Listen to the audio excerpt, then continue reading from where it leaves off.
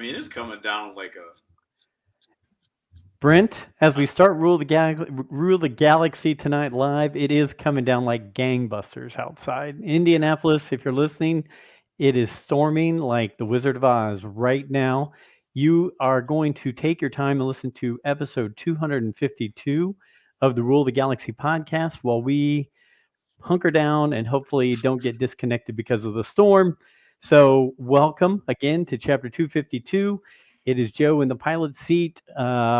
We've had some fun recently. We have Mr. Steve Sansweet. Joey stopped by. We've had, my gosh, Riley Blanton, Stephen Kent. Help me out, boys. Who else have we had recently? Lots Did of I people, miss right? one? Is it two? I thought this was 251. I thought I. We had a surprise episode 251. Joey Oh. came in and did a surprise Bad Batch discussion. So it's 252. And next week we don't have a guest lined up, but for the following few weeks we have Emily Swallow, John Jackson Miller, Claudia Gray. So I think we're doing okay. I think we're doing all right. But that's enough of me rambling about the show. Always follow us at Rule the Galaxy pretty much everywhere. Rule the Galaxy SW. Or email us at ruletheGalaxySW@gmail.com. We have one of our favorite guests on tonight, a guy who can not only talk Star Wars with us, but so many other great topics. We'll get to him in a minute. You can see him on screen if you're watching on YouTube. But we'll start off with my cousin, who is not coaching baseball right now, Alfie Molinaro. How are you, sir? We're doing good. We had our first baseball practice tonight. It was, it's a step up from herding cats. It's still a lot of organized chaos. Is this year 3? This is year 2. Year 2. Okay. 2 levels, I think. 2. Okay. We're going straight 5 pitches with outs this year. Wow. That's a big step up from T-ball. Yes, no T. You get 5 pitches, and then you're out. So instead of 3 strikes, you're out. It's 5 strikes. You could be out, but still, you can learn. You could learn some failure in this game this year. Yes. Okay. Yeah, our first batting rotation tonight. It was brutal. It was not a lot of fun. And they're all 5 or 6 years old, correct? Yeah, yes. Okay, that is a rough time. I miss the days when my 30-year-old son and my 27-year-old daughter were playing 5- and 6-year-old baseball and softball, but I have them right around the corner with the grandchildren. I can't wait for that. I won't have as much invested at that time, probably a little more relaxed. Brent, how are you, sir? I bet you're working on a project right now. Yeah, if you're watching the YouTubes, and I'm sure Ryan is probably like, what the hell's going on? So I play that game, Star Wars Legion, and so you see how there's like the lines between here. If you can see, I have a piece of insulation foam on top of each other. I'm trying to do like a paper mache over the top of it so it looks like it's all one piece of rock. So essentially this will turn into a mountain. And last week, so Ryan hasn't seen this, but last week, this is just aluminum foil, hot glue over the top, that same paper mache, and painted it up. So the idea is, Ryan, let's see if you can pick out the land I'm trying to make. I'm going to make little egg drops coming off of these little barks like that. So what land or what planet am I trying to make? Egg drops off of trees. Yeah, so like little necromancers. Clone Wars. Yeah. No, it's I got you now. When you said necromancer, by the way, is a new term for me. I've only learned that here recently. Really? I've learned a lot of stuff here recently, thanks to Star Wars. And it's but no, that's amazing. I like the fact that fact that you don't ever grow up, Brent. That's amazing. Oh, I mean, I turned 11, and Joe, I said I would say it. I just want you guys, everyone, to know that the internal temperature of the star determines the color of the star. So I told Joe we had a trivia. There were some people that challenged me on it, but I was right in the trivia questions, and the trivia answer was what controls the color of the star. The real answer is the temperature that the star burns at. Provide the light. So I love it. Yeah. It was quite the ruckus during trivia night when Brent tried to pull off that question right there. So as most of you heard that voice, those sultry tones from Charlotte area, we have our special guest tonight, Mr. Ryan McGee, and I will tell you, I am going to just go through a couple things. Obviously, you can see Ryan with ESPN, the SEC Network, Marty and McGee. I think he now runs the official ESPN podcast for Star Wars, which is Never Tell Me the Odds. So go check that out on your podcast platform. And then I was really excited by I want you to give the rundown on your recent Galaxy's Edge visit and the Tampa Bay Lightning Star Wars night. So the one and only Mr. Ryan McGee. D-Doc, we'll get back to you in a minute. Well, first of all, it's great to talk to you guys again. It's been too long, and it's great to see your faces. And but yeah, no, we've kind of, and you guys know this. Joe Circles will know this. I've been working on this for years internally at ESPN. We have so many amazing podcasts, and I've been like, why don't we do? I've been pitching this for years. Did a PowerPoint presentation, which kind of goes against my raising, all of it, which is, why don't we take advantage of, maybe some of the resources of being part of the Walt Disney Company? And, my original idea was more of a broader, it's Marvel, Star Wars, even Pixar, but we, selfishly, as you guys know, I was leaning into Star Wars hard, and we kind of caught Star Wars at a good time. Well, there's a lot of content and a lot of positive buzz and a lot going on. So yeah, Arda Ocal, who sounds like a Jedi, but he's not. He's a Sports Center anchor that has a great background in hockey and wrestling. And then Clinton Yates, who everyone knows, from Around the Horn and Anscape and a million other platforms at ESPN. The three of us would always talk and commiserate about Star Wars. And so finally we caught the ear of the right person at the right time, and it was about a year ago. We had Carl Weathers on our pilot podcast. Oh, wow. And having and completely blown away that he would do it, number one.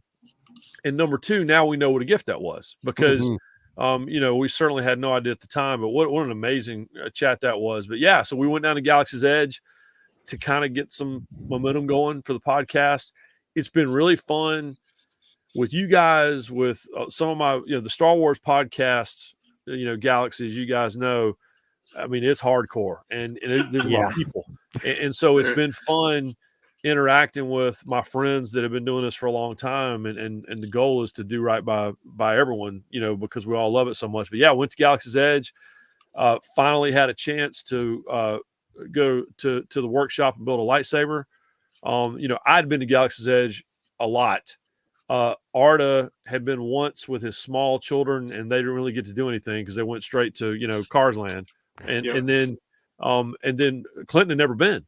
So to get to experience Rise of the Resistance and Smuggler's Run, and just walking around, just you guys know the moment where you come over the ridge and there's the Millennium Falcon, and to get to experience that with anyone for the first time is amazing. But yeah, and then we went down.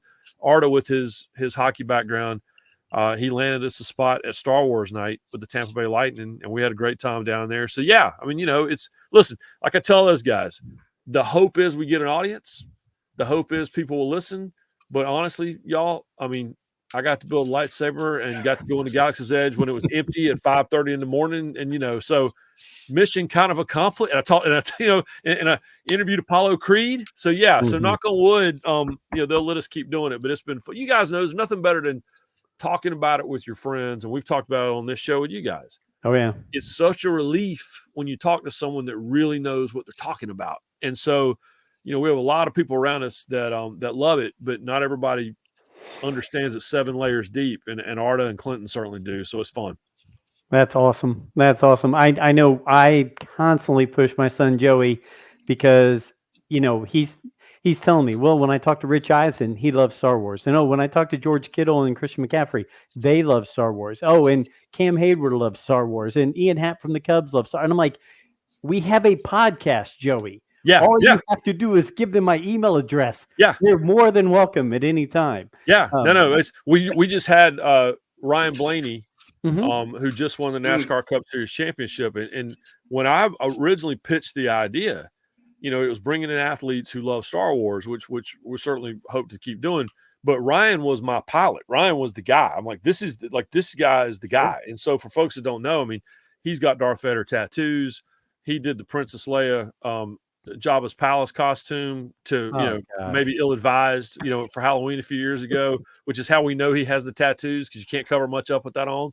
And, his motor coach he lives in, he has custom Star Wars decor in it.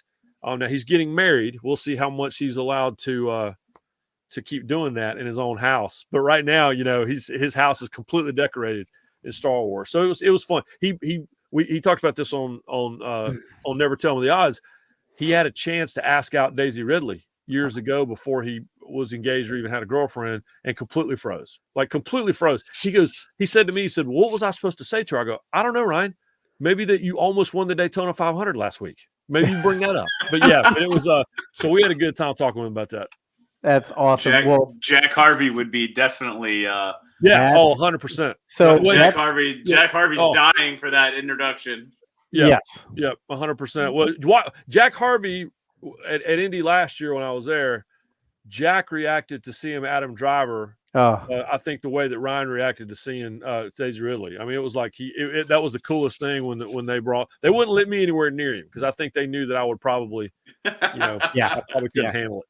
Well, before we get to D-Doc, I will say, to follow up on Brent's comments, one, we're proud of our Star Wars fan and friend at Rule the Galaxy, Jack Harvey, for getting a ride with Dale Coyne this year. That's right. So excited for him. I would say, Ryan, if you ever wanted an IndyCar guy on, he is your Star Wars fanatic. I actually bought him some things for his housewarming coming up that are Star Wars related. So hopefully he'll enjoy those. But yeah, all these things are just fantastic. This is the way it needs to go. So I hope, Ryan, you get all those things set up that way. But we will reluctantly go to our late person, our guy who actually I'm going to be hanging out with in the Philly area with next Friday, Mr. D-Doc. How are you, D-Doc?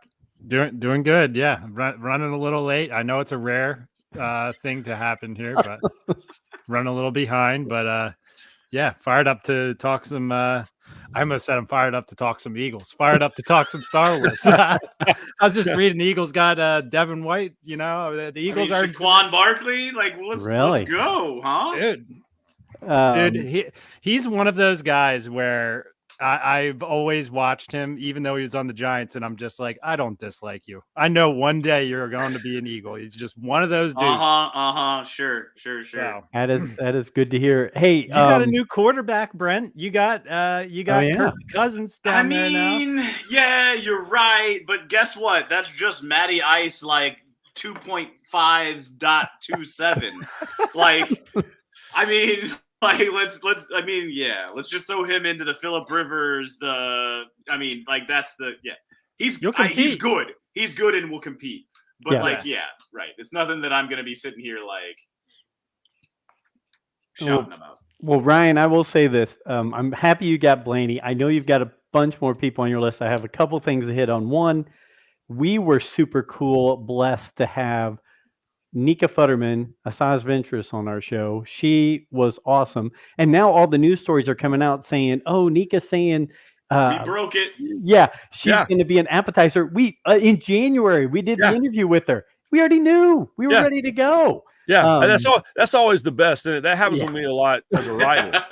Is I'll write something, and then 3 months later, the internet goes, "Oh, we broke this news." No, hey, thanks for reading, by the way, because I wrote this 6 months ago. Yeah, no, he told me that. Yeah, this Nick Saban stuff about NIL. I'm like, yeah, we all wrote that in January. But thanks for paying attention. But yeah, no, I know that feeling. I know that feeling all too well.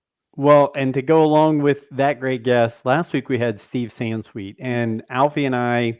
That was amazing. Yeah, I mean, for us to spend an hour to talk to a gentleman who's seen everything in Star Wars was fantastic. The one regret I have for the entire show, because I think Alfie and I nailed it with questions and his responses were incredible, but he's from Philadelphia, and guess who didn't show up for the show last weekend?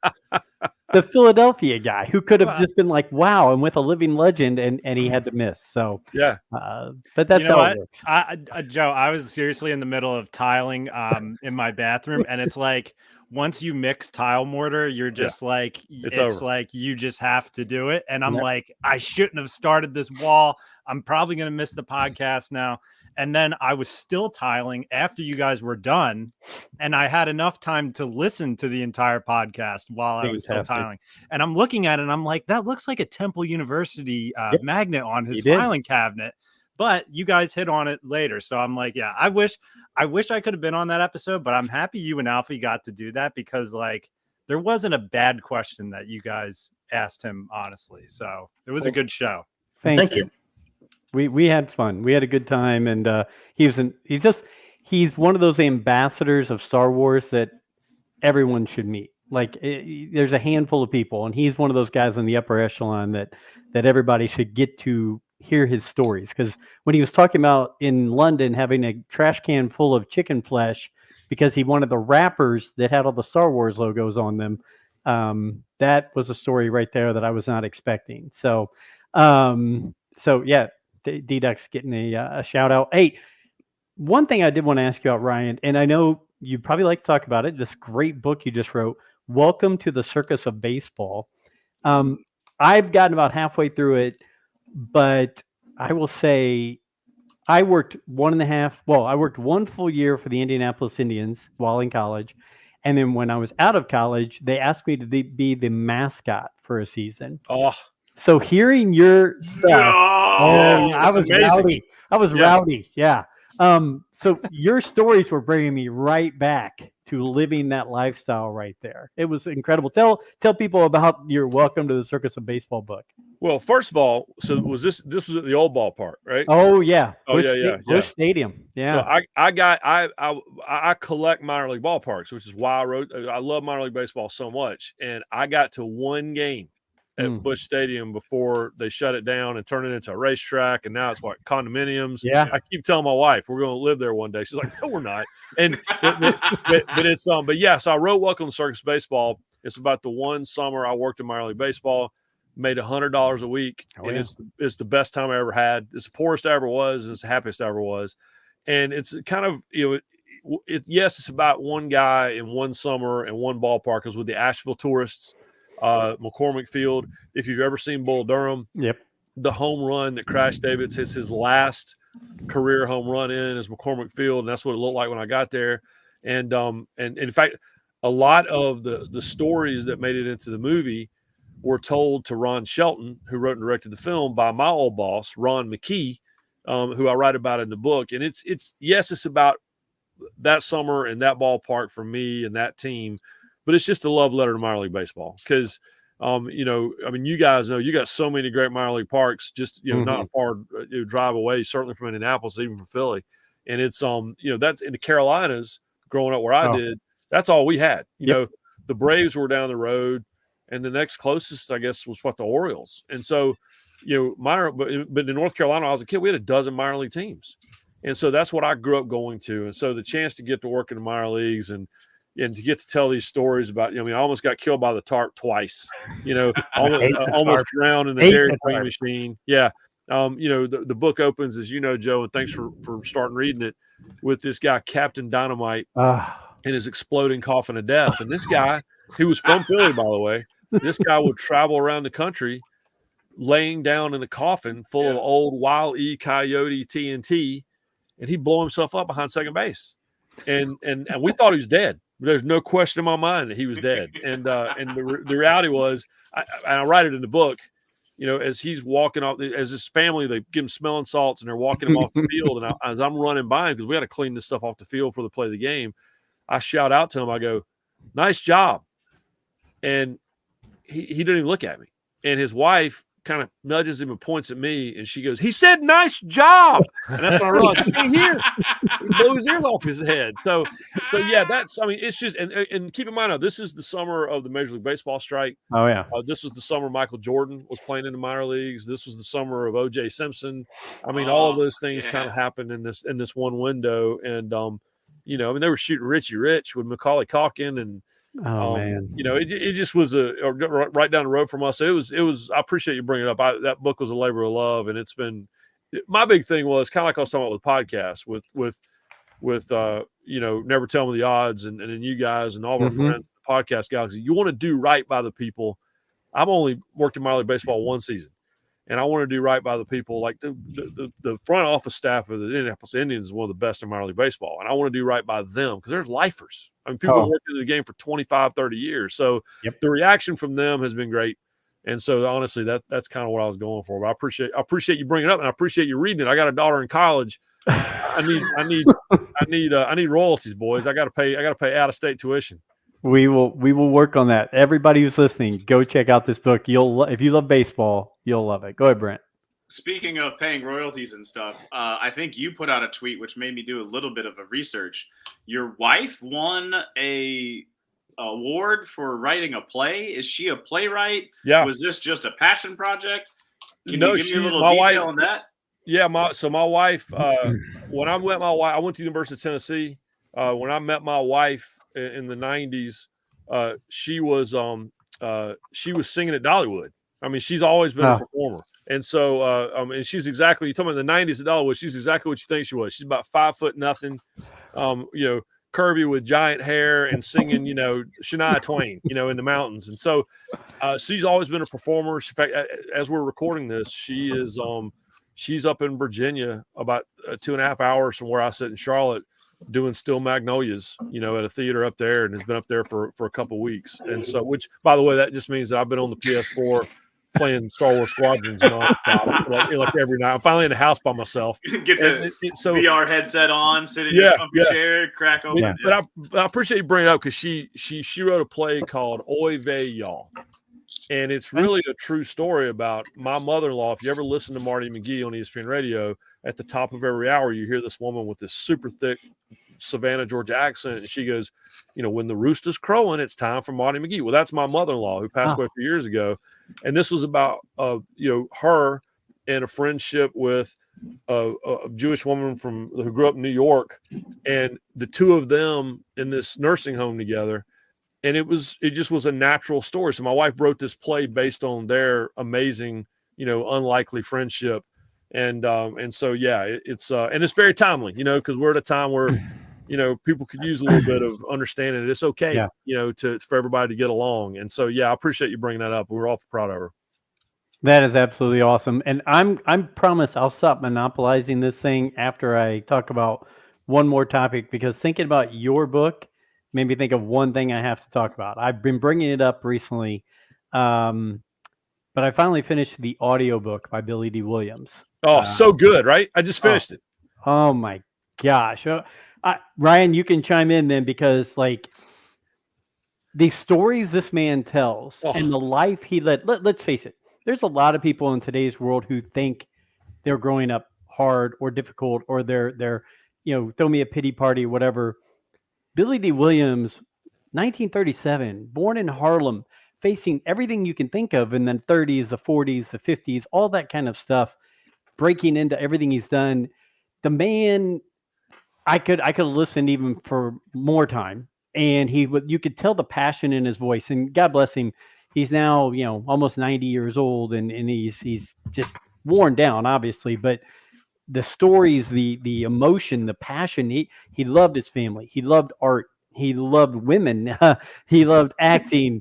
But I just couldn't believe it, and it just oozed out of his voice in the book. And I don't know if I'm not going to do it justice, but you can add some more things on there. It just, I will say, passion, love, family, performing, art. Those are his things, and he just wants people to love each other and get along. He really does. And it's just, the stories are great. And to think about, he's super passionate about Lando Calrissian, super passionate about it. So that's just my 2 cents worth. Ryan, you can add on to it, but just an incredible audio book. If you haven't, that's how you should check it out, because it's him reading it. So yeah. And I'm going to clip that off, by the way. We're trying to get him to do our podcast. So I want him to know how much we all love it, right? But no, it's so good. And so my wife, Erica, she loves CBS Sunday Morning, right? Mm-hmm. And so one morning she records it, but she won't watch it till Monday or Tuesday. And one day she just yells to my office down in the basement, because I'm Raymond, from Everybody Loves Raymond. I'm a sports writer, works out of the basement. And my wife yelled downstairs,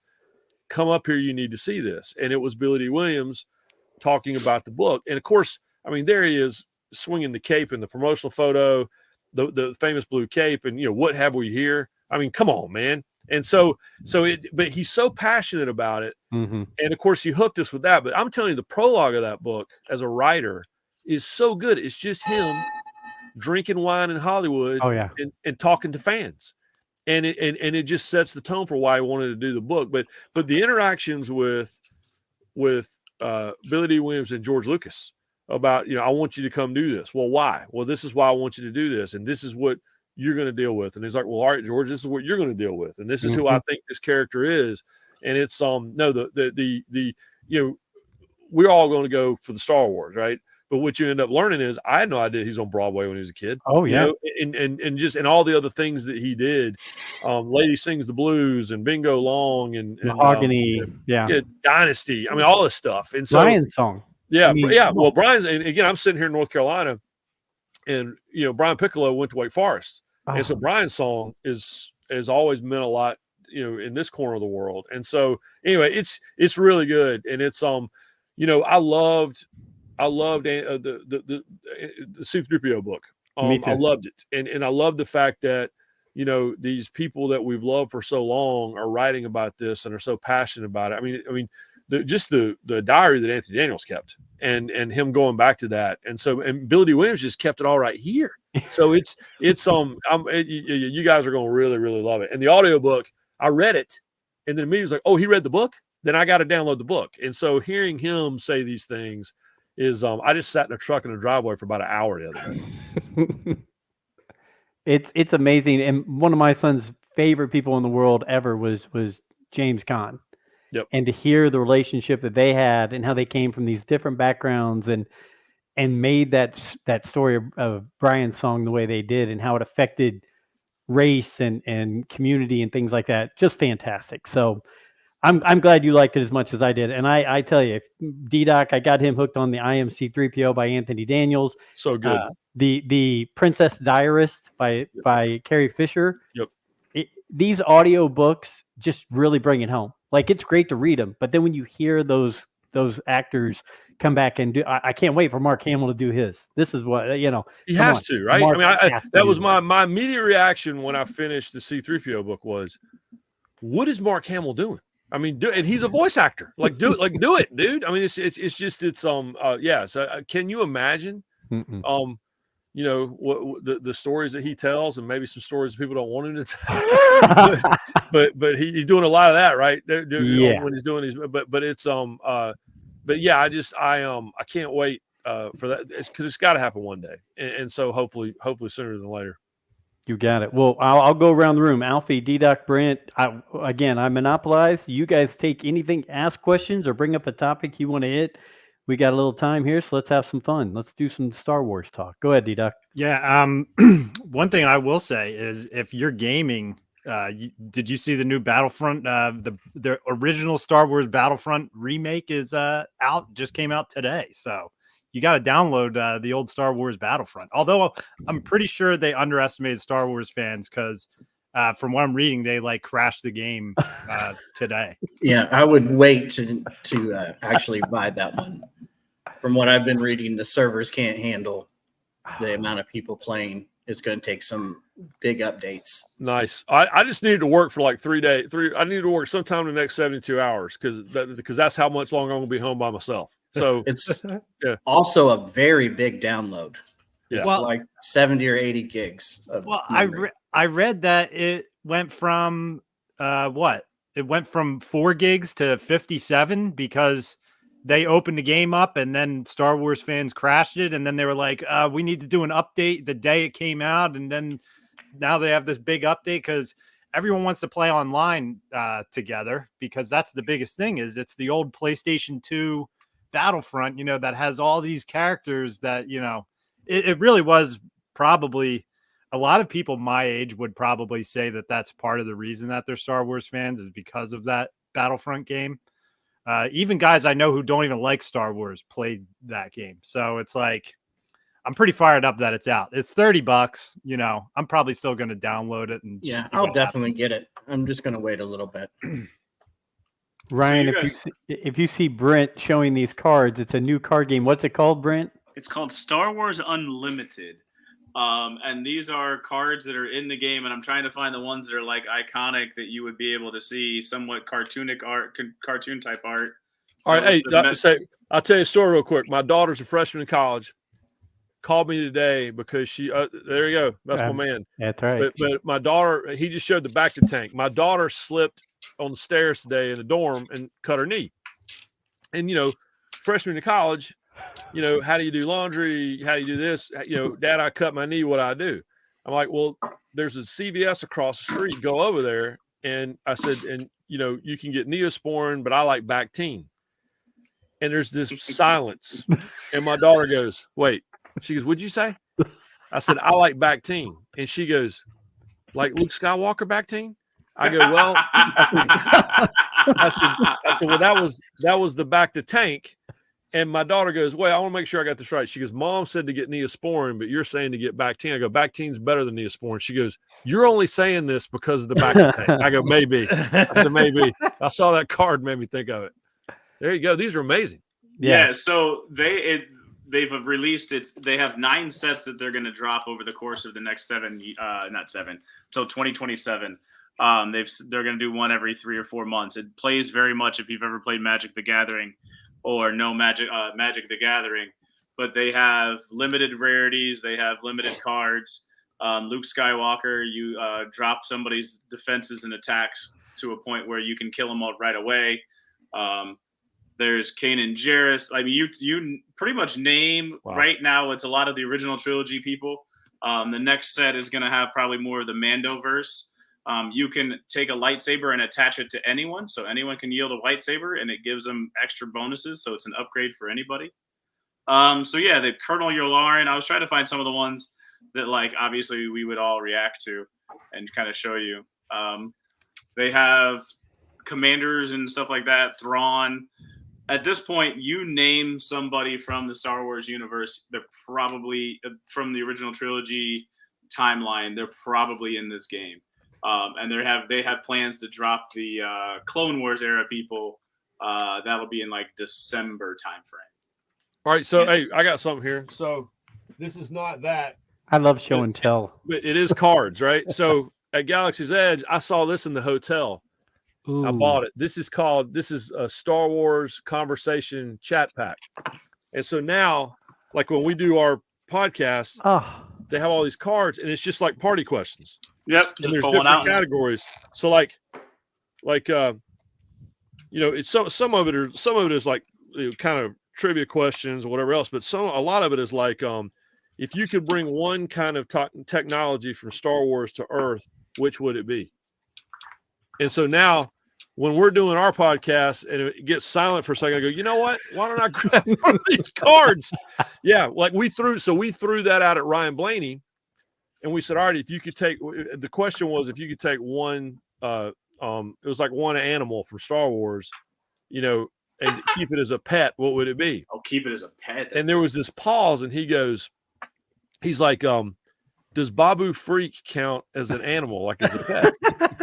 And I'm like, I don't know. And he couldn't remember his name. But then our producer, Kelsey, actually has a tattoo of Babu Freak. She goes, no, it's Babu Freak. And he goes, oh, no, I need him because he could work on my race cars. Just love it. Just hanging out. So, yeah. So there you go. So you have the thinking man's cards, and I have the, hey, we're all drunk at a party cards. So, yeah. So what technology would you bring in from the Star Wars world? Like, since you brought that up, let's talk it. Well, today I needed the back to tank to heal my daughter's cut knee. So that would have been nice. But no, I mean, I'd like one hyperdrive. Yeah. As much travel as I do, it would be really nice to be able to get to Indianapolis in 4 seconds. Every May. But and also, I'd like to, I don't know, go to the moon and back. But yeah, but I'm you guys know I'm a Starship guy through and through. And so yeah, I'll take any class hyperdrive. I'll take the junkiest hyperdrive you got. And if I could put that on my Dodge Ram just to see what would happen, I'm all for it. See, I feel like that would be too expensive. So I'm going repulsor engine. Yeah, right? There you because go. I can put a repulsor onto my bicycle. and not necessarily have to use my bicycle the same way. Like if you're throwing a hyperdrive, you got to put that on something big, and it's going to cost, right? Only money. We might have to like gamble some slaves away to try to get us a hyperdrive. This is all fair. This is a great point. No, this is a really great point. And I've never been good with chance cubes. So which is, this game sucks for me because it's basically chance cubes, but with like card art and stuff. Yeah, I love it, but it's chance cubes. Yeah. What about you guys? I think I bring holograms. Oh yeah. Oh, like the holodeck and the holoprojector. Mm-hmm. Yeah. Okay. Alfie, how about you? Mandalorian armor with a jetpack. Oh, come on. That's it. That's the winner. Why No, that's the why winner. are we surprised? And second, why didn't I think of it? Right? Like, No morning traffic. My commute would be minutes. they fly now. Yeah, and if you crash, you got Mandalorian armor, so you'll be all right. Love it. D-Doc, how about you? I mean, are you allowed to say an X-wing? Does that count? Like, Yeah, you're allowed to say whatever you want to say. Is an X-wing a piece of technology? Because I wouldn't mind putting a little landing pad in my backyard, and it would make it wouldn't be convenient as far as work-wise because I wouldn't be able to fit a lot of tools in it.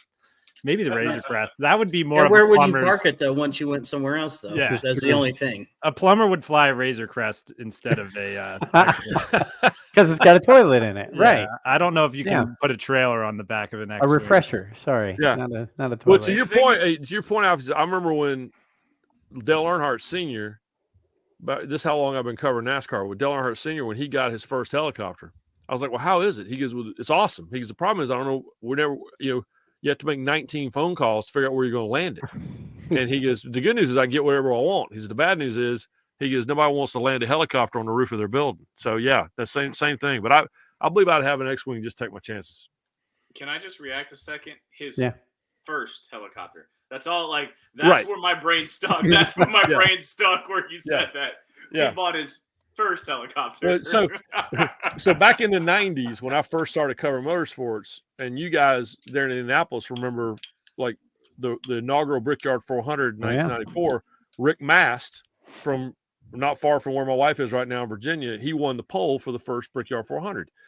Never won a cup race. He raced in the Cup Series for, a couple decades, never won a race. Won a couple of poles, and that was it.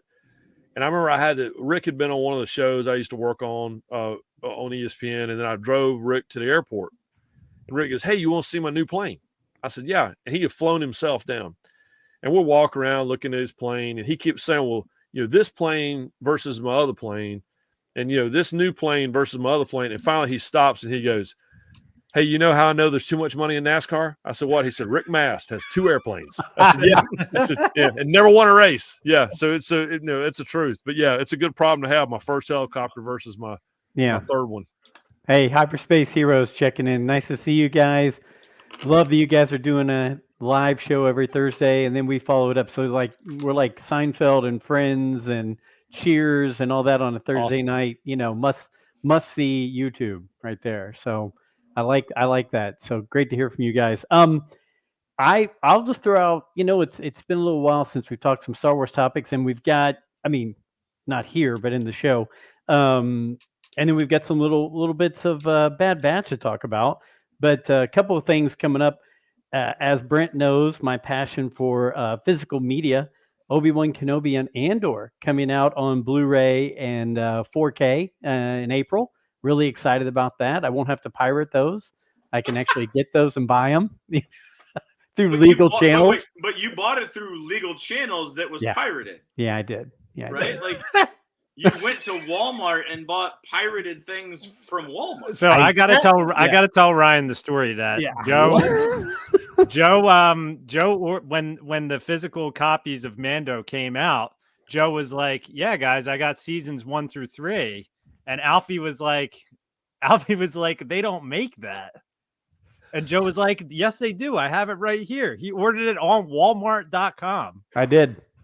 He ordered it on Walmart.com because Joe was just like, "Oh, there's the DVD, Walmart.com, And season 3 does not exist on DVD.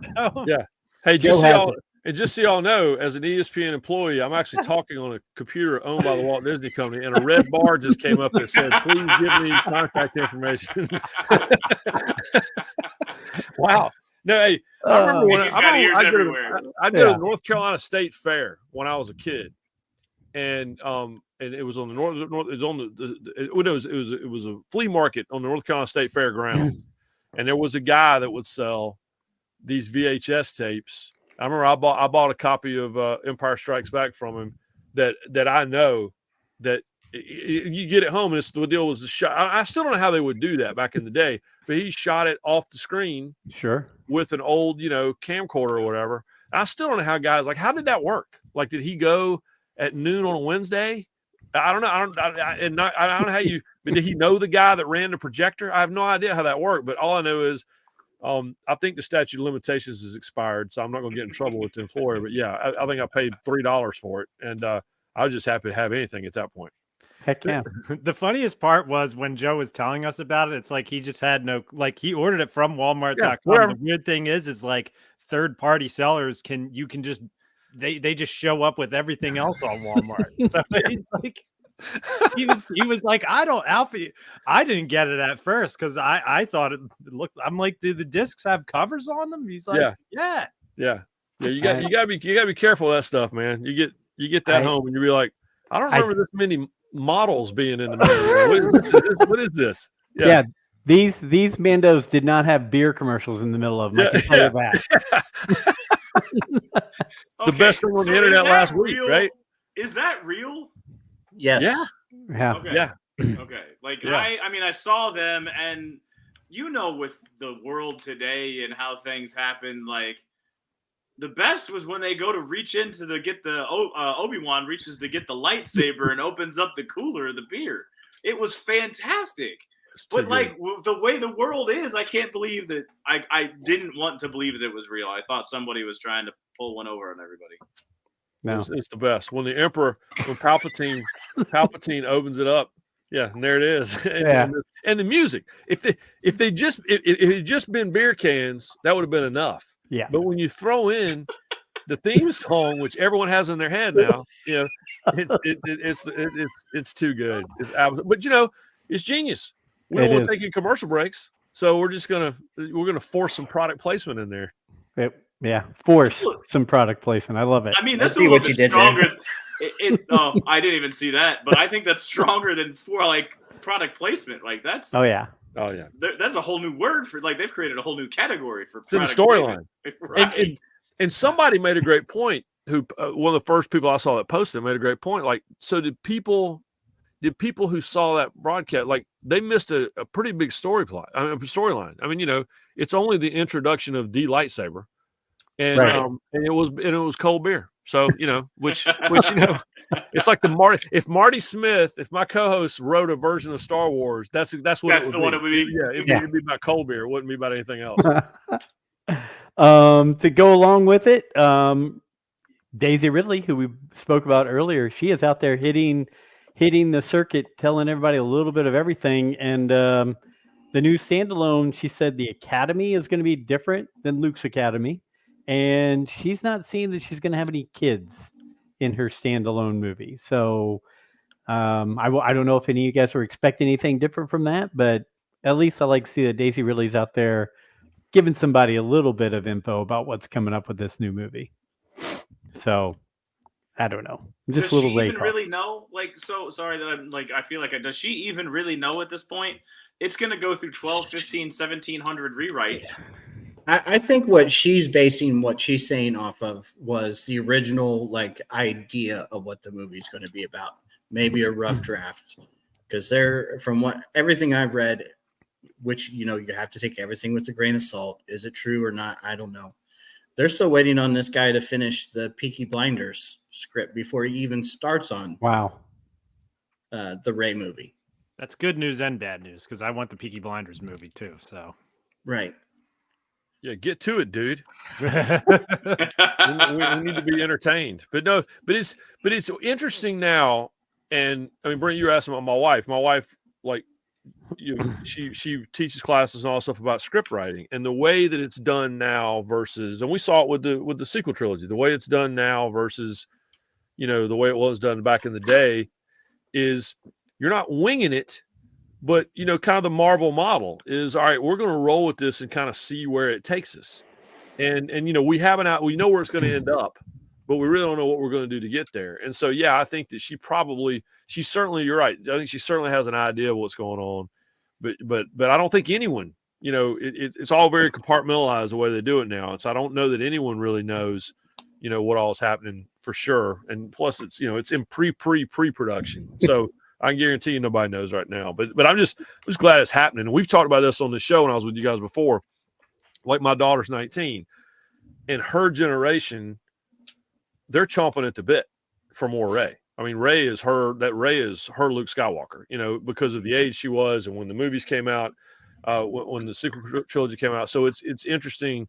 I mean, they for her and their generation, they love, Mando, and they love Boba Fett, and they love, these, what they call flashbacks, right? Mhm. But they want to see where their characters are going forward, because that's their generation. And so it's been interesting watching her breathlessly calling me the first time she saw Daisy really pop up in her Instagram, algorithm, talking about a new film. And, I'm excited for her. I think a lot of us of the original trilogy age group, we think about how people are chomping at the bit for something to where we correlate that with, maybe, let's just use the Hasbro toys or the Black Series figures, right? We think, well, how are they clamoring for Rey to come back when every character of hers usually ends up on a peg at Ollie's or a discount store? But I also think that goes along with our age, because Star Wars to us meant having those characters, having those toys. Star Wars to this age group, to this area demographic, it doesn't mean the same thing. I mean, they're more worried about seeing their stories on Instagram and following what they're doing on TikTok than they would be about having a 6-inch Black Series of the character they just liked, or just watch. Even if they like them, that's not the most important thing, I don't think, for them. So we're probably looking at it a little bit wrong way when we look at that. It's just the way they consume things is so different. Yeah. And I mean, even Joey, how old is Joey now? 30.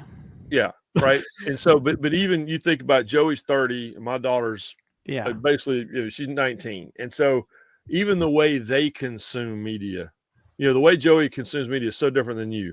And the way that she consumes media is so much different than him.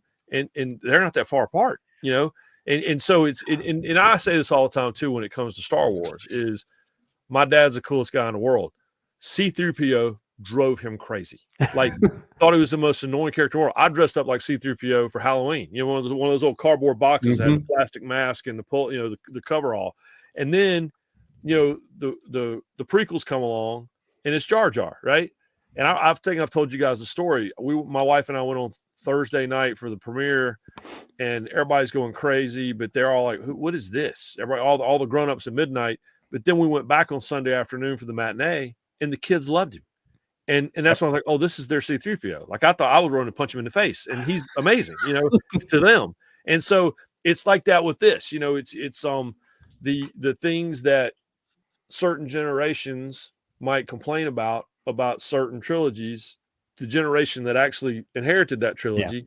John Boyega's talked about that. About the fact he's like, listen, I'm a prequel guy. That's what I grew up with. Ryan Blaney said that to us on our podcast, which is, I'm a prequel guy. That's what I grew up with. And so I like the fact that every generation has its own, but it is also kind of fun watching the generations not agree on stuff. As a sports writer, I'm all for that. Yeah, I'm sure you are. You brought up the prequels. I like us to laugh during the Rule of the Galaxy. That's what we're here. We're here to have fun. But another serious topic brought up with all this 25th anniversary stuff for the Phantom Menace.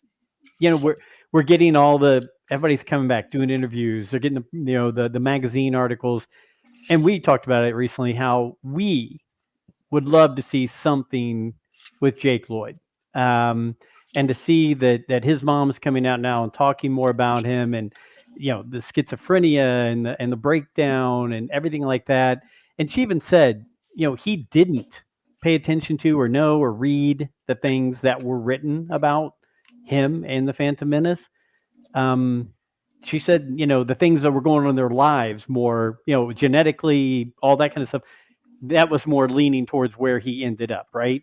But still, I think just as we've seen Hayden Christensen come back and get this standing ovation and people wanting him in more, not to say they'd want Jake Lloyd in more, but I think they want to see him come and be given the kind of praise and acknowledgement that he deserves because he was a kid and he played a role. And so I think everybody's cheering for him and hoping things go well, but it's just one of those things. It's a little bit of a downer of a story because, you think everything's rosy and sunshine when you're an actor, and, life hasn't worked out so well with Jake so far. How great would it be if he just had one moment like we see Hayden Christensen, receive at Celebration, or I saw he was at a con in, I think, Washington, D.C. over the weekend, or what my best has experienced over the last 6 months. It's just, to me, it would be, he deserves that, man. I mean, he deserves it. And so hopefully he'll get a chance and he'll feel comfortable enough, his family feel comfortable enough for him to have a moment like that. Cause can you imagine if he got to just not even do Q&A, just take the stage, just hear the applause, get to feel that applause for a second. I think that would be, I'm no psychiatrist, but I believe there's some healing powers in that. Agreed. Yeah. I mean, it's like what you guys are talking about with like the generational gaps and everything. It's like I grew up with the prequels, and it's like, to me, he was the man. I didn't realize that people didn't like him until I started getting older and getting into like people's takes on certain things. Like I remember I had this pod racer toy where like it was Anakin's pod racer, and you had these two little clips where when you pulled them, it would open his one engine up where you could turn it. And I had him in Sebulba, man. I would race those in the yard. That Anakin figure I had of him holding the throttles on it, it was like one of my favorite things. So I remember reading about his issues and seeing this new article and seeing it, it was nice to get an update from his mom, at least with all of this going on, and to see the picture of him holding an Ahsoka Black Series figure. That was awesome. It's like she said he still loves Star Wars and everything. So I hope for the best for him. It's, he has something that he can't help with what's going on with him, so it stinks, but I do want him to get that moment one day in the future. I agree. Maybe in 2027, when it's the 50th anniversary of everything from the beginning movie, maybe they just could, by that time, maybe he's out of the situation he's in and he can come and spend some time. But I think gathering all the people from all the major films and having them up there and come in segments at a time. You talk about it, it'd be a little bit of tearjerker. I think it would, to see somebody like that facing those things. So, Alfie, Brent, D-Doc, again, anything you guys want to hit on? I've never really understood the visceral towards him as an actor that came with episode 1. I personally did not care for the role. I thought he did fine as an actor. To me, that story didn't work as well as I wanted it to, which, that's just art. Some things you like, some things you don't. And, even with other characters in other movies, I may not like a character, but I've never held any ill will towards an actor. I mean, he did exactly what George Lucas told him to do. And at the end of the day, there were dozens of people who signed off on it and said, this is what we want. You did exactly what we asked you to do, and we're happy with this. That's nothing on him. You look at it, and 100 years from now, people are still going to be watching The Phantom Menace, and they're still going to be watching Jingle All the Way around Christmas. Yeah. And that dude was in both of those movies. Turbo Man. I love Jingle All the Way, man. Everybody hates you, Booster. Yeah. but honestly, I mean, I was having this conversation with Clinton and Ardo when we were down at Galaxy's Edge about, all right, because I quote the movies all the time, just like you guys do, just in casual conversation, to the point that, people don't even people to the point that only you guys would even understand what I was trying to do, right? and so it's we were talking. What are your top 5 quotes that you say all the time? And I started thinking about it. Now this is pod racing. That's my top 5. You talking about a guy that covers motorsports. I say all the time. Somebody starts making a move through the field, or if I have the opportunity to drive it now, this is pod racing. I say it all the time. And so yeah. And by the way, I'm so excited to see Phantom Menace in the theater. Me too. So I haven't talked to you guys since last summer. You guys know I'm a Return of the Jedi guy. That was the one. I mean, I love the original trilogy, but Return of the Jedi, I remember going. I remember every moment of it. I remember immediately going back into the theater 2 hours later to see it again. It's the one I've watched probably the most. And but I've watched it more than any of them films, any of the shows, whatever. I saw it in the theater last summer for the anniversary, and it was stunning. It was stunning. I mean, the things that I noticed that I would just in the meeting to plan the attack on the Death Star, the things that I noticed in the room and what people were wearing, and I was completely blown away. My family also, we went and saw Jurassic Park, which was, IMAX, and you think because you've watched it 500 times, but until it's up on the big screen. So I cannot, just for the pod race, I cannot wait to go just for the pod race scene on the big screen. I can't even imagine what it's going to be like. Because again, the films I've seen the most look completely new to me, on the big screens. I can't wait to see that this summer or the spring. Yeah, it's Alfie and I went. We went. What did we go to all 3 of the prequel movies together, Alfie? I believe so. Yeah, and to sit there, and I saw pictures the other day of all of us back at Phantom Menace. And I was like, holy crap, that picture was 25 years ago. Yeah. Oh my gosh, I had so much hair. Yeah. Guys, if let's hit Bad Batch. You guys have any other topics you want to hit real quick before we hop into some Bad Batch? I'm fired. I'm equally fired up about episode 1. I'll say, coming out, because I want to take my kids to see it, and yeah, I'm anxious to see episode 1 without the hype behind it, because I saw episode 1 probably 3 times in the theater, and I could just never. It was so different, and I don't know. It was so hard to get into, and now 25 years later, I think it'll be a much more enjoyable movie to see in the theater. Dude, Darth Maul, when he pulls the saber out, I have a feeling that people are I think it's going to make a decent amount of money. I think the fans are going to show up for this, especially prequel movie being back in theaters. Oh, yeah. I think it's gonna do some numbers. So I'm pretty excited about it. I mean, have you guys done the live symphony thing yet, where you see the film with the live orchestra? No. You got to do that. In fact, tomorrow night in Charlotte, my wife and I, we saw my daughter and I saw New Hope. I missed Empire because I was on the road somewhere, but I saw Return of the Jedi. But the Charlotte Symphony Orchestra, here where I live, they play the score live. And I saw Raiders of the Lost Ark like that, but I'm going to see Force Awakens on Friday night. And I'll probably get up and leave before I cry in front of everybody like I did when the film came out, several years ago. But you guys have to do this, because it's crazy. Like, again, I'm a Return of the Jedi guy, and my single favorite piece of music in any of the films is as they approach the Death Star, leading up to It's a Trap. That's my single favorite passage of music in all the films. And so to hear that played live by the orchestra, by the symphony while I was watching the film, you guys, if you ever have a chance to do this where you live, you need to do it, because it is. And then they do it with Back to the Future, and they do it with Jurassic Park. They do a lot of films, but it's again, to hear it live is just shocking, and it's awesome. I definitely have to get that or check that out. And I won't do it in a pirated way. I'll do it in an official way. You can't get that down at the Walmart. Just so you know, that's not you can't get down to Super Walmart and get that. You're going to have to actually go to a theater and sit there with the orchestra. Yeah, I will do that. I did my Joe. I'll show up to court. I'll show up to court for you and say you had no clue what he was doing. I promise.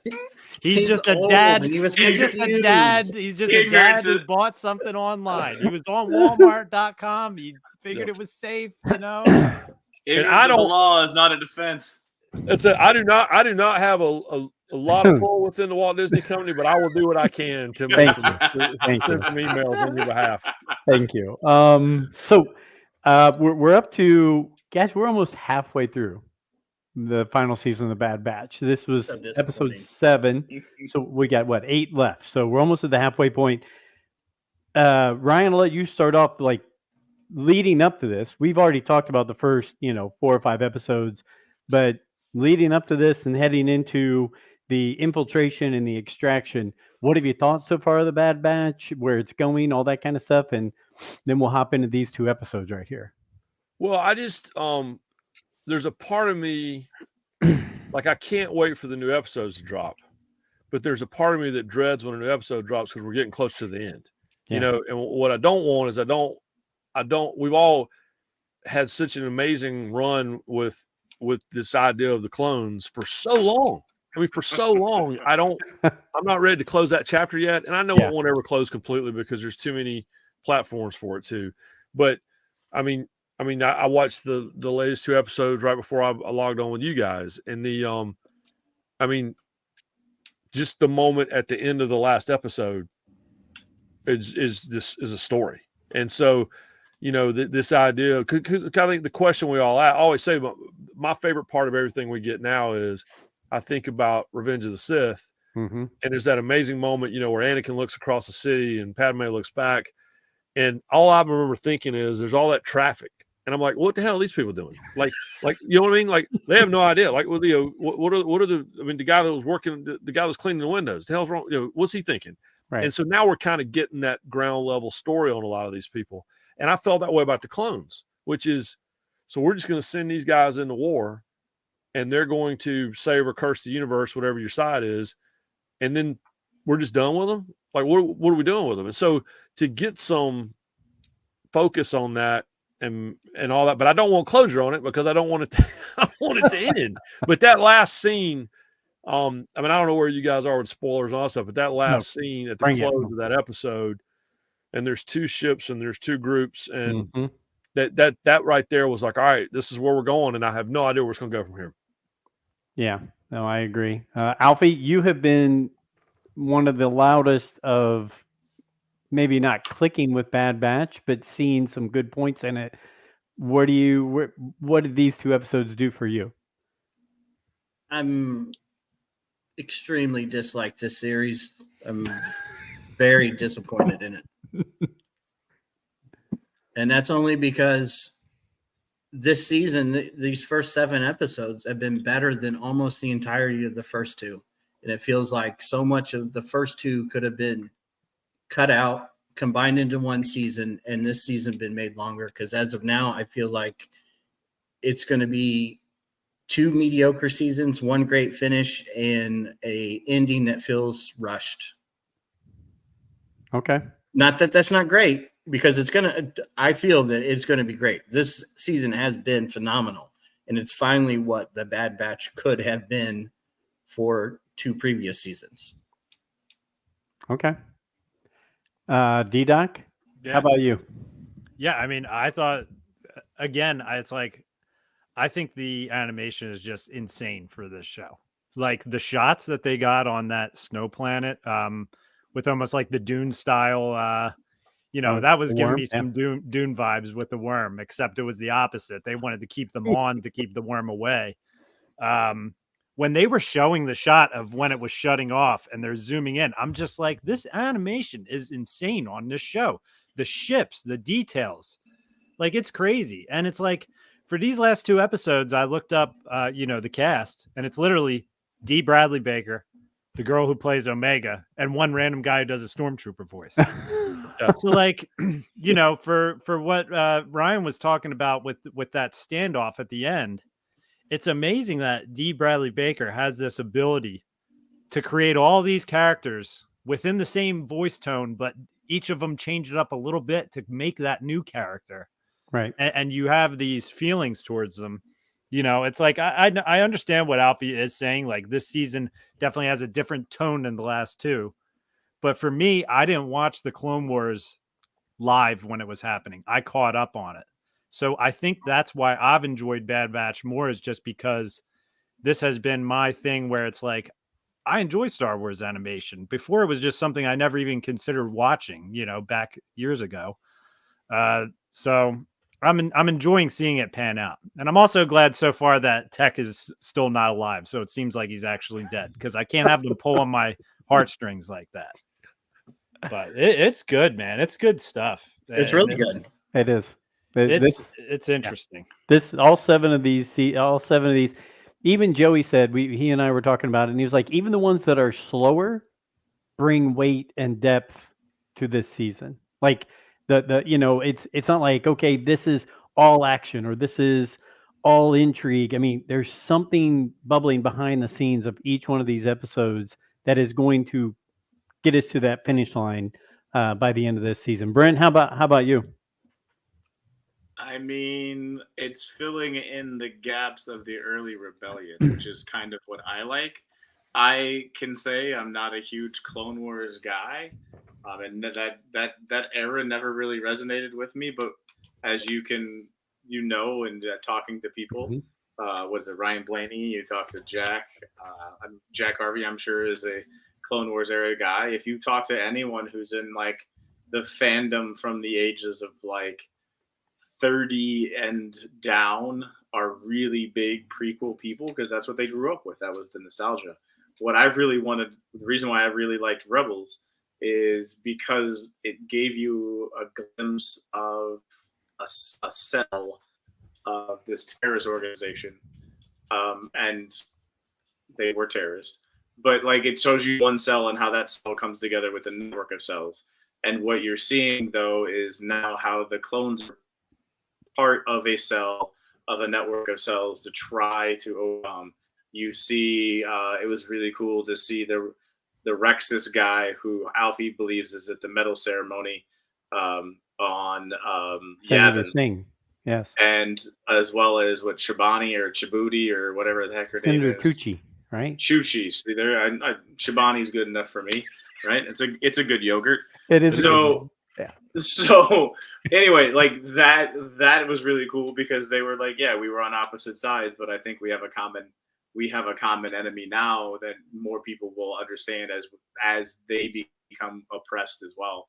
So now you're seeing kind of that background, and that's what I like to see, and that's why I like Andor, because it's another cell of the early rebellion. So like, I'm really into that post Clone Wars, pre episode 4 timeline, and because they all had to evolve differently because they're different people and they're all doing different things. And like, I want to know how each one of those different pockets around the galaxy got started, and what they did, and how they found out about each other, and then slowly how they build together to make what you see in episode 4. So I really like that part of what's going on with the Bad Batch. I mean, Boca Raton is going to be the final resting place that's going to get hit by the Death Star at some point. I don't know. Boca Raton, by the way, is genius. That was D-Doc, I believe. That's totally genius. No, yeah. But it's like, so the all-time example of what I'm talking about, of taking these, kind of surface level, whatever characters, is Rex. Mm-hmm. So I remember as clear, talking about when I saw Return of the Jedi, I remember clear as a bell when, they're hiding out, they're waiting on Han and those guys to take the compound, and there's that old crusty dude with the beard. Mm-hmm. I remember clear as a bell, my buddy leaning over and going, that dude right there has seen some stuff. Like, I'm not sure what he's doing. And he has. And now, and so that idea of filling in those gaps is just, and to your point, Brent, the idea of the clones, and this is so Dave Filoni, right? But the idea of the clones, having, even if it's minimalist, having some sort of spark in the beginning of what became the rebellion is amazing to me. Like, that's amazing to me. And so, yeah, no, that's a great take. I love that. I loved that we get to see Rex, Hauser, Gregor, Wolf, all those clones coming back. We still haven't seen Cody yet. Okay, so hold on one second. Because of the Rebels, you said Gregor and Wolf. One of them was the cook. That was Gregor, right? That was Gregor. That's why they all get fat in Rebels. Yes. Wolf is the one that's standing on the ship that wants to kill, right? Yes. So he's the one because of the Wolf Pack. That's Wolf, who not wants to kill, but wants to take Omega back because he's a good soldier following orders. Correct. So at some point, Wolf has got to turn. Yes. He just did at the end, right there. Yeah. Well, he didn't full turn though. Like, I mean, he let his boy go. I don't know if I would like. Yeah, and if you remember in Rebels, he actually contacted the Empire. Yep. He turned the Rebels back in. He was the one that turned him in, wasn't he? Yeah. You know that he's driving back to work though, second guessing his job a little. Yeah. The seed's been planted. Yeah. He's like, should we really be doing this? Actually, you know, did I just make an emotional decision? I feel like I might have made an emotional decision. Yeah. So we didn't see Cody yet, but we know Cody went AWOL from the Empire, so that's going to come around. One thing that I've noticed in these first 7 episodes is when they're discussing it, no one's saying the Clone Wars. They're all saying they were part of the Clone War, singular. And I'm afraid Alfie might have hit on something because, damn it, I want the second Clone War to make that compile into the Clone Wars in Star Wars, right? Because you know these clones are going to get out of Tantus. You know they're going to fight the stormtroopers. You know there's going to be a major bloodbath. But that when people are talking about the Clone War, that's not including that. They're talking about the Clone Wars during the original trilogy. I think it's both. I think it's both of these put together where the clones do an uprising. So I just don't want them to rush it. I want to give me a movie length thing of the second Clone War if you're going to do it. Don't give me 2 30-minute episodes and be done with it. So that's one thing that I'm nervous about because I think this could be really, really cool with all the things they're tying together. And again, almost being to the halfway point, I do this every week. 7 episodes in out of 15. We have not seen Hera, Chopper, Darth Vader, Asajj Ventress, Cad Bane, or Fennec Shan. All were in the previews of this show. All of them were in the sizzles or whatever, before. So just some quick thoughts. Alfie, go ahead. What did I tell you we're going to lose 2 future episodes to? I don't remember. What did you We were tell? just talking about it in the group chat yesterday. You're losing 2 episodes in this series for the pilot of the next animated series. Oh, that's It right. happened Because in the Nika last said season of Clone Wars. It's going to happen again. Because Nika said that this isn't this is just the appetizer. And that's what I mean about saying, so much of the first and second season ended up having no implication whatsoever on the trajectory of this show. It was just the mission of the week with Sid. And now if those missions had some, little, bread trail to this where we're going now, it wouldn't feel so wasted, but none of them hardly did at all. Ryan, are you second guessing your decision to be on with us getting this crazy and deep on the clone on the? No, not at all. No, you don't understand. Going back to the original conversation I had with you guys, however many years ago it was, I'm so glad to hear all this talk. And plus, I literally sitting upstairs, right above where I'm sitting right now, not 2 hours ago, I literally out loud went, "They keep referring to this in singular." and the dog's on one home with me. The dog doesn't care. And so when you say these things out loud, it validates me. So thank you for that. But it's a great point. And listen, and to Alfie's point too. I felt that way. I have yet to watch the Clone Wars from beginning to end. And part of that was because when all that dropped, I had an infant in the house, and that just wasn't happening. I mean, anybody with kids knows that's a big black hole for however many years. And my TV only got college football and Sesame Street.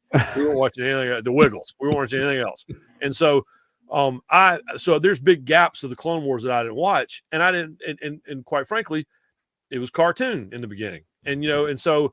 Again, when they were on another mission and another mission and another mission, it wasn't until the later seasons, and certainly the last season that dropped, 2 years ago, and even in that season, I felt myself like, all right, want to get to the end because I want to see what's going to happen. And so, it's just, I totally get it. I totally understand because I feel the same way. And that's kind of what I was getting at earlier was, I hope it leads to, I'm hoping it leads to something else. And I'm hoping it at least involves some of the clones, even if we're down to only a handful, because I don't want that to go away. And I know that we know that exists in some timeline. I mean, honestly, maybe my favorite shot in the Kenobi series was, that very subtle shot when he walks into that, that bar and that burned out clone is sitting in the corner over there. Right. Yeah. And so it's, I just don't want to, I don't want that to, I don't want to close the book on this yet. And it doesn't sound like we're going to, but I get it. I totally get it because there are, like I said, I felt that way during Clone Wars a lot where I'm like, all right, we're in episode 7 of however many 20 in the season where it was back then. And, we're on another mission to grab another whatever. And so there were a lot of times I felt the same way. So I get it. Yeah. Go ahead, D-Duck. Did they have one stormtrooper on each shuttle? Did they only have like one stormtrooper rolling with each clone crew that was going after them? Because that seemed to be all I'd noticed, at least. I'm like, do they have one stormtrooper like as the rat to go with the clones to like basically like tell them what's going on? Because wasn't it the stormtrooper who says to Wolf like we're just gonna leave them here? That was a clone commando. That's it? a Was it? Yeah, you're right. It was a clone commando. They had one commando that with the blue shield. Yeah, but they also had one regular stormtrooper mixed in with the I'm gonna group. have to go back and watch that. I might have missed that one. Yeah, I remember seeing at least one stormtrooper helmet, but I can't remember. I was thinking the second shuttle had more stormtroopers on it. Yeah. I don't know. It's just a thought that I had where I was like, do they have one guy on there to kind of report back? Because it's almost like the clones are collectively gaining consciousness as this show keeps going on, because it's always been that story. They did not know what was going to happen with them after Order 66, which is pretty bad planning on their part, honestly. But how many Universal soldiers do they have, right? How many Dolph Lundgrens and Van Dams are they going to those dudes are nuts. That dude actually kind of scared me a little bit when he ran through the door and snuck by. I'm like, dude, the dog kind of barked at him a little bit. I know it's not a dog, but I'm like, don't give it more food, Omega. He's trying to help. I was just like, if he shoots this dog, I am going to go full Keanu Reeves on him because I'm not. You can kill all these other guys all you want. Don't kill the dog. 100%. Yeah. Space dog. Leave him alone. 100%. Dino. So, Ryan, I'll start with you. Everybody's talking about Crosshair's hand, and the, he's got the shakes in it. His accuracy's not where it is, and then we see Hemlock with the hand, with the glove, and. Do you have theories? Because I've heard everybody having different theories on it. Any thoughts on where that might be leading at all? So what are the theories? Like I'll be honest with you, I don't know this because I'm thinking, all right, they're messing with his brain, but I also am smart enough to know that we got a lot of hand metaphors in this galaxy, right? So there's probably more to it than that. Well, the guy that has the best theory just put his headphones back on because he was taking care of something. Alfie, can you share with us your hand theory and the connection between Snoke, Hemlock, and Crosshair? Oh, yeah. I totally think Hemlock is involving himself to probably a side project of what they're doing. And that's why his hand shakes, just like Crosshair's does. Okay. And yes, I fully believe that eventually at the end of the Mount Tannis or whatever, he will be the original blueprint for Snoke. Hemlock. Yeah, Hemlock. Okay. He will be cloning himself, using himself as the test subject to grow more clones, and will eventually lead to Snoke. So let's hope that at some point he doesn't sit at a computer and go, I would like a big giant gash down one side of my head. That'd be great. Because that was an ill-advised deal right there. Yes. 100%. Yeah. But okay, so I would. That is one thing that really bothers me is the injuries to Snoke, and that's something that I can't believe that they've let slip in through their explanation. Because in the Kylo Ren comic, which I understand is a comic, and it's like D tier canon or whatever, but you wrote this to fill in the gaps of your movie. Kylo Ren makes the comment to him that Luke Skywalker caused those injuries. He does. Yep. But in The Rise of Skywalker, when you see the Snoke things in the tubes, they have those gashes on their head. So I know that's nitpicking, and like I said, it's D-canon, but it's like, how do you not, shore up that in your when you have this group of people that are trying to keep this linear? How do you let something like that slip through the cracks? It's a good call. It's a good question. This is why I have missed Alfie, by the way. Seriously. I love it. Back to the I love it so much. No, I love it so much. No, this is why I watch the show, because I love it so much. No, it's the best. Well, thank you. Right, yeah, no, it's true. Right. No, to let you marinate on that. To go back to the Bad Batch, there's a scene when they talked to to Universal Soldier number 1 that was captured, and he made eye contact with Crosshairs, and he's like, "Why don't you tell him?" or whatever he said, basically. Yep. So what the hell are they? What did they try? Did they do?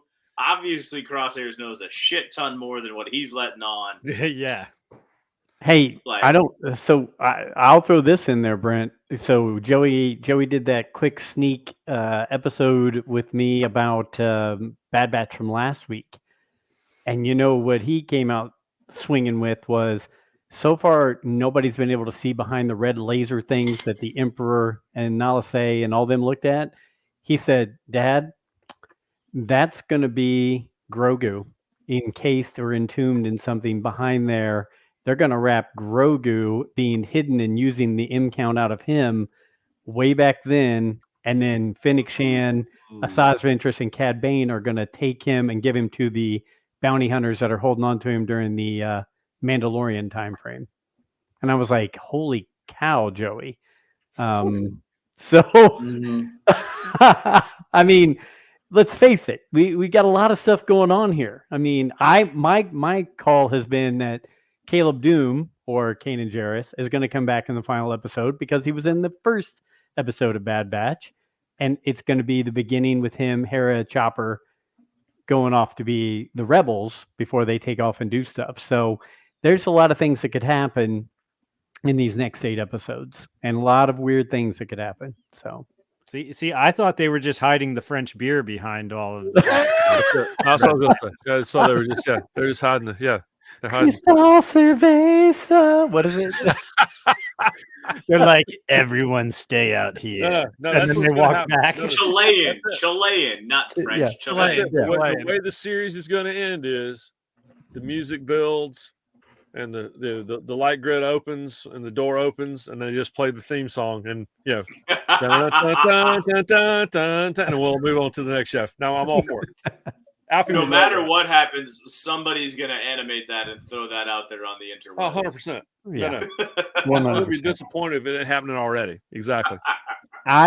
So I'm looking at the clock here. I've kept you guys long enough. I'll swing it around and let you guys kind of hit any topics you want to hit before we end or close up stuff. I started with Alfie, so Alfie, you can be the last one to go. D-Doc, you started last. You get to finish first. Yeah.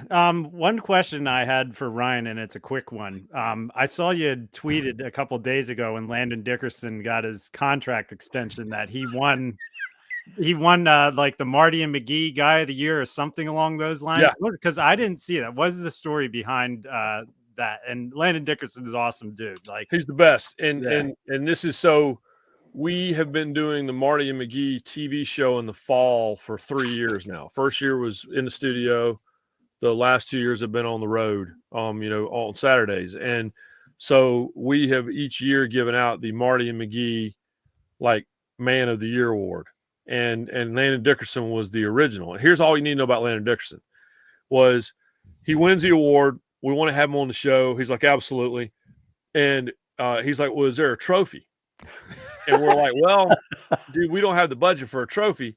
And so he goes on Twitter. I still have the pictures on. He goes on Twitter and he took a picture of himself in his front yard, and he is holding a railroad tie, like not a cut railroad tie, like holding a railroad tie, and had glued this tiny little like plastic cup to the top of it. And he goes, I found the Marty McGee Man of the Year trophy. So that's all you need to know about that dude right there. No, y'all are going to love him. And I love the fact that he and Jalen Hurts are back together, because they're friends and obviously, you know, got time together. But yeah, no, he is extremely likable. But yeah, the question was, y'all, this money, what are you going to do with it? He goes, well, the good news, he goes, that's why I have a financial advisor. And he goes, I don't know, I'll probably buy a new lawnmower. I'm like, Yeah. that's it. That's how you win Marty McGee Man of the Year right there. That's it. And I'm like, I'm watching that press conference and I'm just like, that's the way you find your way into the hearts of people in Philadelphia too, because he's like a guy, it's like you wouldn't hear much from him, but it's like, yeah, you know, when he's just like, I'll probably go buy a lawnmower. I'm like, I love this dude. No, and he posted a picture later. Y'all thought I was joking, and he showed like a drone shot of his ranch that he owns in Alabama, and it's the most ridiculous. It looks like the outfield at Fenway, like he's got the lines in it and everything. And so, yeah, no, y'all are gonna love him, and you'll really love him as long as he protects the quarterback. So, but he will. And as always, thanks for joining us. It's always fun to have you on. Oh, so much fun with you. You got it, Brent. I'll go to you next, my friend. So if you haven't got into Star Wars Unlimited, it's the new card game. It's fun. It's there. So for those of you that have been watching and paying attention, I've gotten some paper mache. It's got to dry, but the idea is, if you can see the lines, I'm gonna hopefully the paper mache tissue paper will glue and take those lines away, so they look like all one rock face. There we go. That could be the next week. So I've been kind of doing it piece by piece every time that I've been on. So it gives me something to do while I'm my ADHD self. I can focus on the conversation while I'm hobbying. We call that multitasking, Brent. I feel that. No, I feel that 100%. Yeah. Mr. Alfie, Book of Alfie. How about you? Oh. Now that you've gotten praise from just about every guest we've had now, saying how they come on to hear you, that's got to feel good. I mean, it feels great. You know, it's a highlight of my life right here. The highest of highs. Thanks, Ryan. It's always great to have you on here. First, I still don't think this show is going to have a very happy ending. If you paid attention in the trailer, there's some things that are going to get destroyed, and I think we're going to have a very Clone Wars-esque finale of only a few people surviving, and a very large portion of the Clone Wars will be shut. Okay. And since Brent plugged his game, I'm going to plug mine again, Galaxy of Heroes. If you don't play this game and you like the Phantom Menace, now's the time to start playing. So far, we've had the Stap, Boss Nass, and Captain Tarples added to the game. And next week, Queen Amidala will be added. And what's your name on that again, Alfie? You're Rule the Galaxy on I'm that? Rule the Galaxy SW, yes. Part of I'm Kenobi's Bold Ones. Okay. Real quick, next week I might be on the show from a car on my way back from Galaxy's Edge, because next Thursday I will be rocking Galaxy's Edge solo. My wife was a glorious human being and sent me to see my father, and they got me a ticket to go see, as one of my coworkers calls it, Vanuatu. Millennium Falcon on Single Rider Line. Let's do this. That is like one 2-second question I have for Ryan before we go too. What was it like when you said you went there early in the morning? Yeah. What was it like to go through Disney without there being a crazy crowd there? Was it weird doing that? So we came in, this is even crazier. We came in through the back door. So security took us in, and then we came in. So if you're standing in front of the Millennium Falcon on the ground, looking right up at it, and the restaurant and all is up on the left, to the right is this huge set of doors. And it looks like the doors like you see at Magic Kingdom, where the doors open and the floats come out for the parades. We came in through those doors. It was like Jabba. Wow. The doors of Jabba's palace. Like the doors open and we come walking in. It was 5:30 in the morning, and the coolest part is the sound effects never stop. Oh, what? So Whoa. At 5 a.m. they're doing the flybys. we're standing there at 5:45, and there, the food truck, like I call it, the ship that sits on top of the roasters. That engine's firing up, and every now and then you hear something fly overhead, and it was the craziest thing. And then we were taking some pictures in front of the Falcon, and Chewbacca came out. And it was freezing cold. It was like 39 degrees, and I had on a t-shirt. And so I made Chewbacca reenact my favorite scene from Force Awakens. Oh, you're cold, and he totally played along, did the whole thing. So yeah, it was. I mean, listen, you guys know if you've been there, there's magic just walking in, just because your brain never thought you'd see the Falcon sitting there.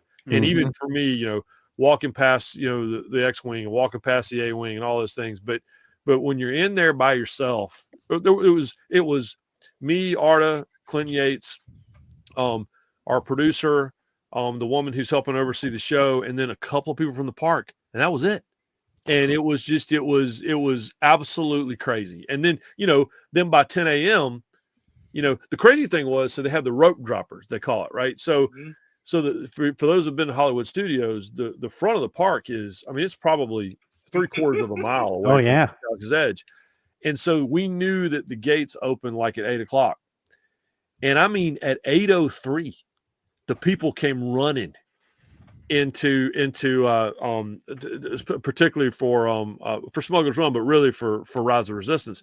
And I was like, I started applauding. I go, you people are insane. You talk about a hyperdrive to get from the front of that park to get to there as quick as they did. So yeah, it was, to answer your question, you can tell I was a little fired up. It was beyond cool. And yes, I had a blue milk rum at 7:15 in the morning, and it was Love it.